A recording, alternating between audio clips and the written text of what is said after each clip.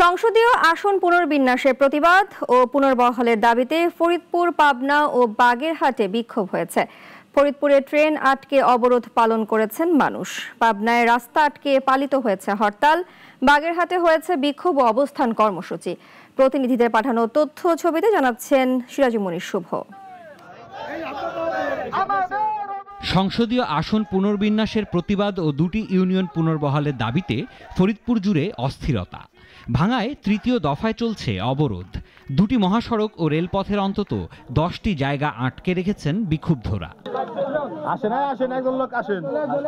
Tyre জ্বালিয়ে গাছের গুঁড়ি ফেলে বন্ধ করা হয়েছে মহাসড়ক। রেলপথ আটকে রাখায় রাজবাড়ী থেকে ঢাকাগামী ট্রেন চলাচল আছে বন্ধ। ভোগান্তিতে মানুষ। তালবা থেকে আইসি যাব ঢাকা, ভয়ঙ্কর অবস্থা, গাড়ি বন্ধ করে দিয়েছে। ভোরবেলা উঠছি, এই যে অবরোধে আটকে পড়ছি। এর মধ্যেই গতরাতে গ্রেপ্তার হয়েছেন আলগী ইউপি চেয়ারম্যান মম সিদ্দিক মিয়া। তিনি এই আন্দোলনের সমন্বয়কারী হিসেবে দায়িত্ব পালন করছেন। অস্থির পরিস্থিতি পাবনায়। সীমানা পুনর্বহালের দাবিতে বেড়ায় পালিত হয়েছে সকাল সন্ধ্যা হরতাল।